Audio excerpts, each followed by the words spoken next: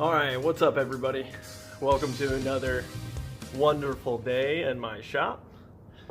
We have a situation where the town and most of my neighbors, as you can imagine, don't like me.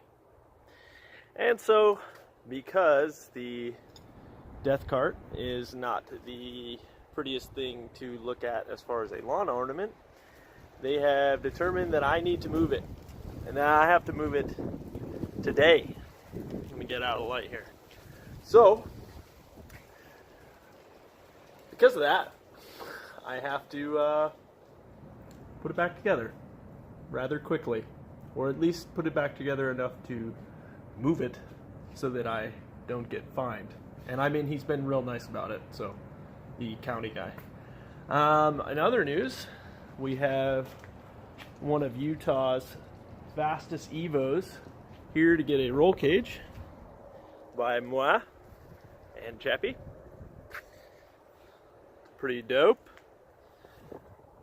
Apparently it ran 9.5 at 160 and they threw him out, which with no safety equipment I'm not real surprised. So he's gonna get a cage this week, hopefully. We gotta hear back on some DOM, or not, excuse me, DOM. He's going full chromoly. And chromoly is not as easy to come by as calling him up and saying, give me 80 feet of tube. You got to order it in advance. I didn't know that because I've always just gotten drops of chromoly. I've never gotten 80 feet off the bat. So that'll be interesting. That'll probably happen within the next week or so. But yeah, let's get to it. Let's get the death cart put down and back together enough to where we can at least move it out of here. First order of business is getting the recently shortened and recently extended lower control arm and tension arm bolted up and make this thing at least able to go back on the ground.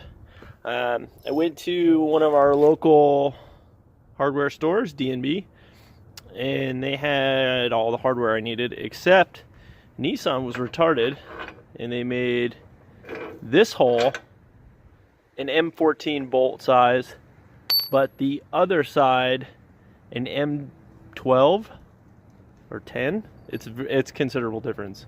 So I gotta drill out that hole to better accommodate this bolt going in and out.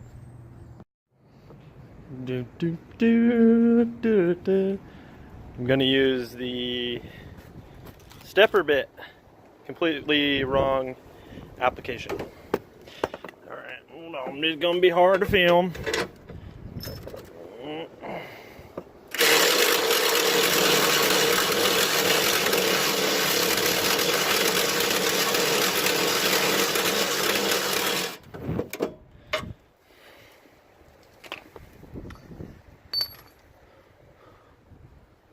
Moment of truth.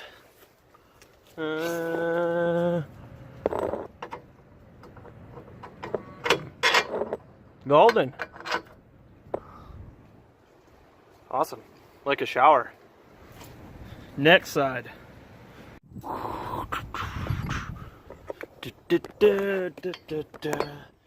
Come with me for a ride on the...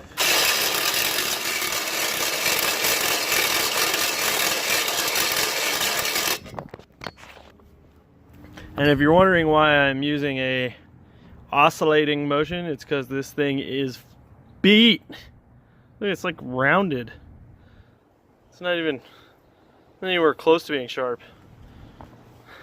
Test fit.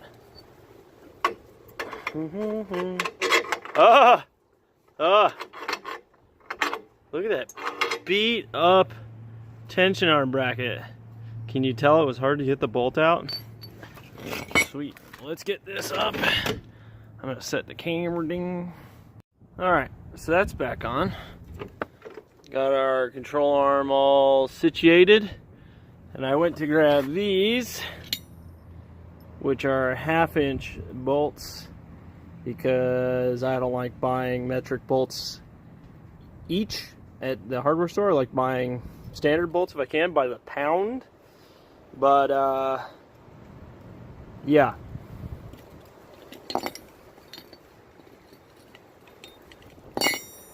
They're too big. And because I don't give two shits, I'm gonna drill these out. You guys are gonna come with me. All right, using our handy dandy 1/2-inch drill bit, we're gonna pop some new holes in them bad boys.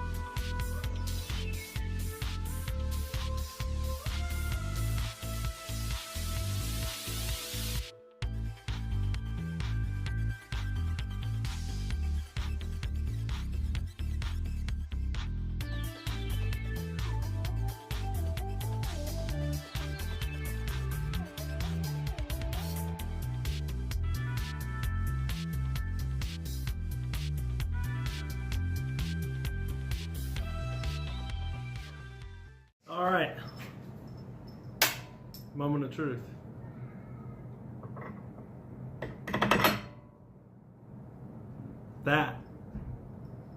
That's fucking creamy. Both of them. Equally as creamy.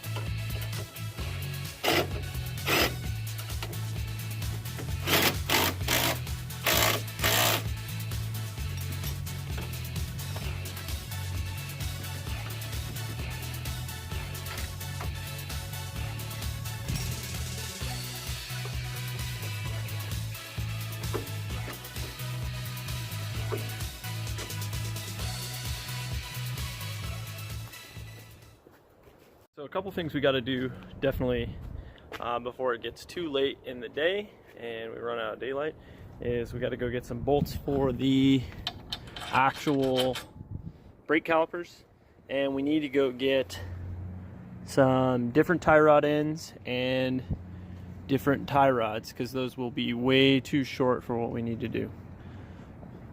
So let's head over there and get what we got to get. We'll hit up DMB and then we'll hit up O'Reilly's. Well, it's not every time you go to the store and they actually have everything you need, and in this case they didn't have anything that we needed, which really sucks. And I kind of wish Ross, the magical parts fairy, was here, but he's not. But we can always just snap our fingers and see if something happens. Holy shit! Just kidding. They actually had everything we needed. Gotcha. Well, enough messing around here. We need to get these old, crappy S13 tie rods off the rack and get them hooked up to our nice, rusted, modded knuckle. Ooh. Ooh, you've been a bad boy. Alright, let's get this done.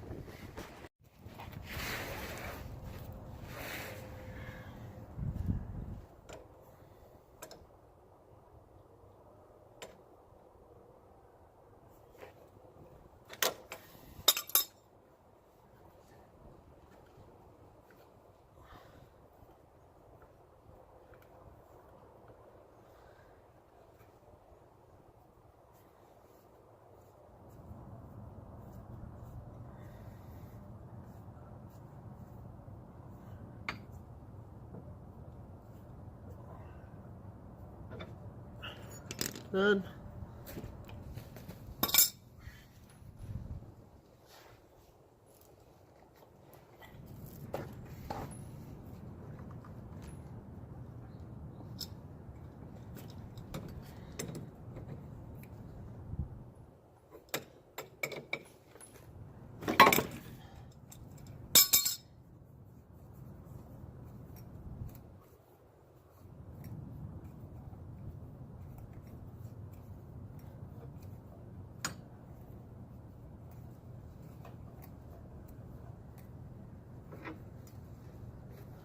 Alright, now on to our new tie rod setup.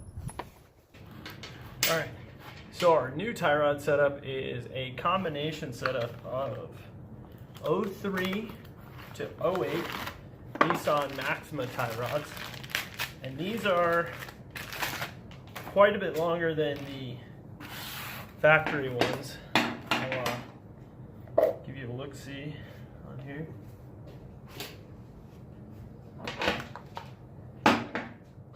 So this is a good side-by-side comparison. I know that the tie rod end is still on this one. However, I'm not going to be able to get that off, and I'm not even going to bother wasting my own time. But that's the Maxima tie rod.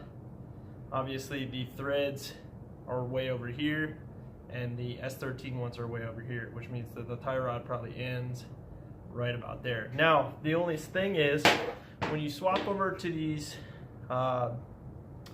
Maxima tie rods, I think that's what they are, yeah, Maxima. The pitch of the thread and the size of the thread on the actual rod, the tie rod, is M14.15, whereas these are M12 by 1.5. Now, there is a lot of options out there, but you can honestly run just the bone stock S14 ball joint, which is a 96.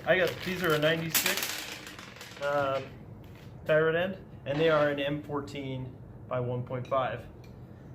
So it effectively gives you a much longer, thicker, beefier actually tie rod end and tie rod. I mean, that's a pretty massive comparison.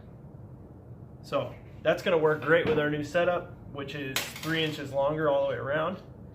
And we shouldn't have any issues because this is designed for a 240 and this is designed for a Nissan rack. So we should be good to go. All right, I apologize for the wind noise in advance. I'm going to go ahead and get these jammas in here.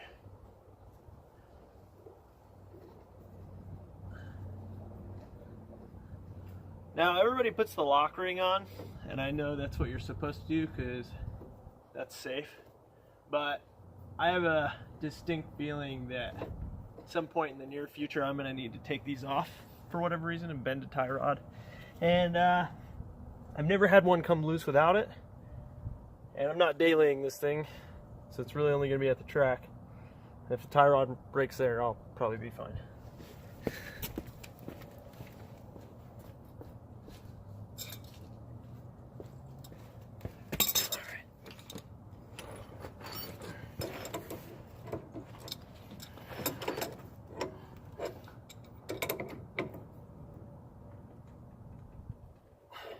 That's good and tight.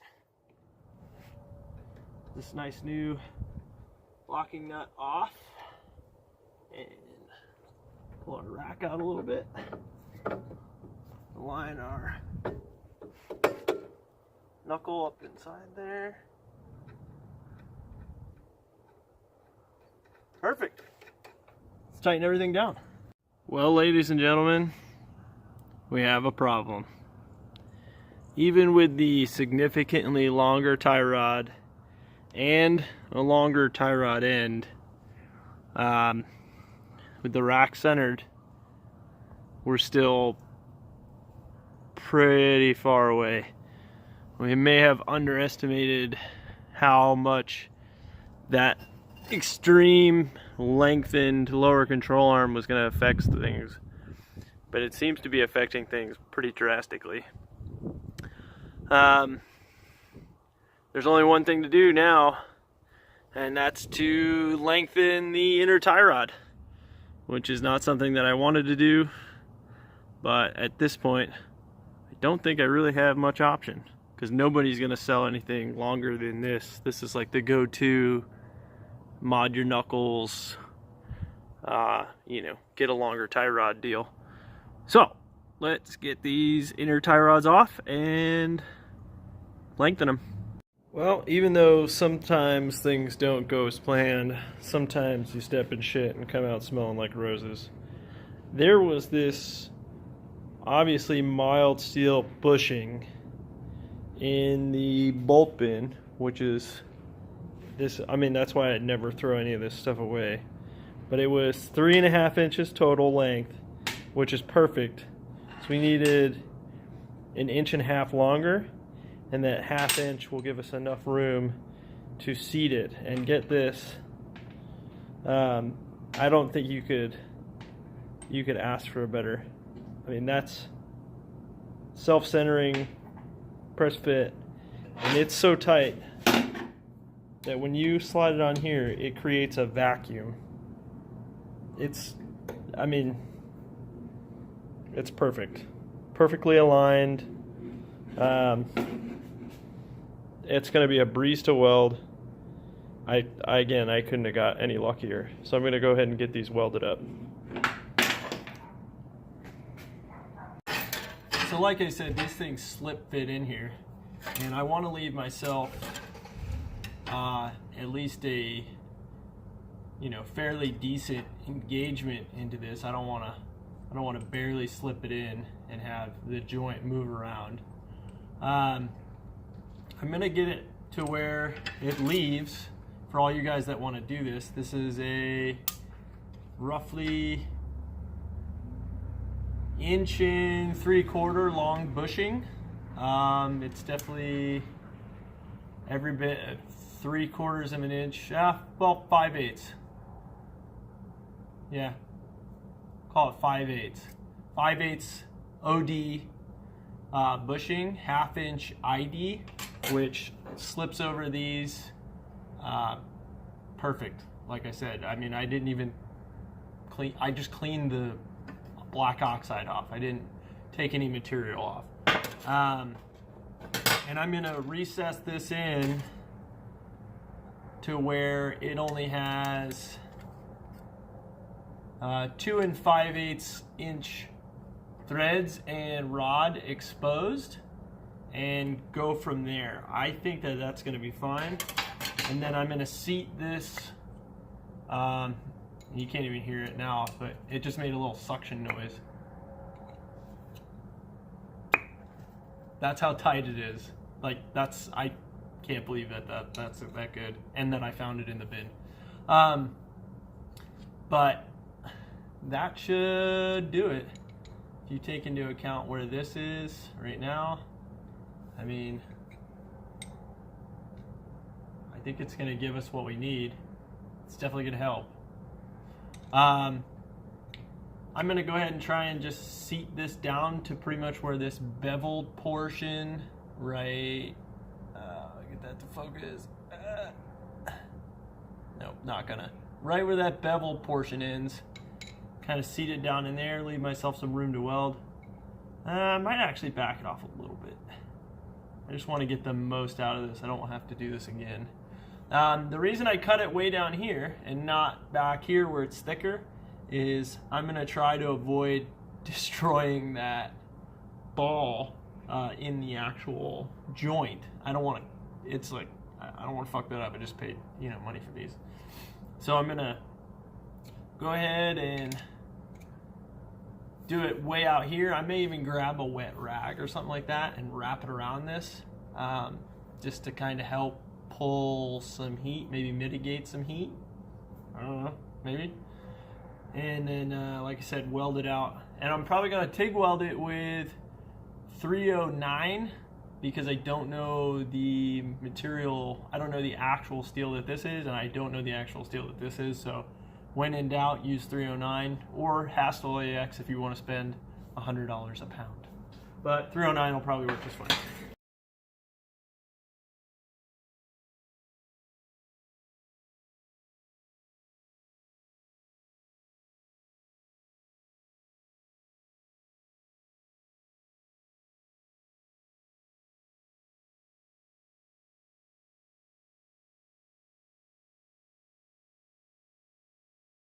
See if we get this to focus there.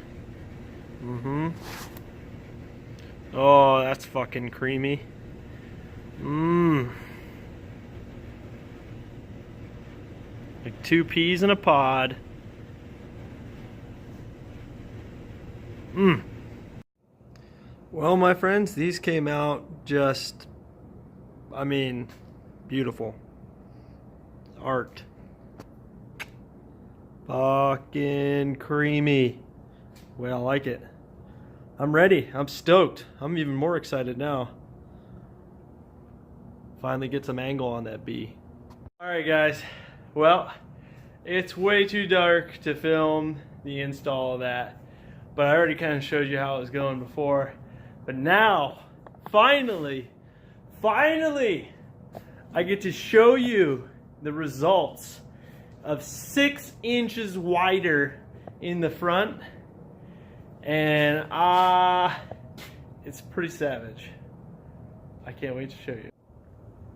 Boom! Oh my god. Camber gang, what's up? Oh my god. It looks so damn good. I think I can finally be in the hella flush crowd. That's hella flush angle. Boom! Old girl on fleek definitely needs an alignment. Talk about some toe out there. But I got some good threads on that thing. It's in there. It's installed. Now, so you're out there whipping shitties with your bros, and you know you just need a little more angle. Boom! That's some angle. That's the angle of the fucking dangle. That, my friends, that is fucking creamy. Oh, a little more. Oh, oh yes. Oh my god, good lord, I fit in this thing. I can fit in there. You fit my whole body inside that bitch. Oh my god. I don't think I'm gonna have any issues with angle on the track. Holy shit. Well guys, I hope you liked the video. I am so happy to finally have the car back on the ground in the fucking nice warm garage where I can finally finish putting it back together and fix all the stupid shit I broke before. The angle's amazing. The kit itself is amazing. Really not in it very much.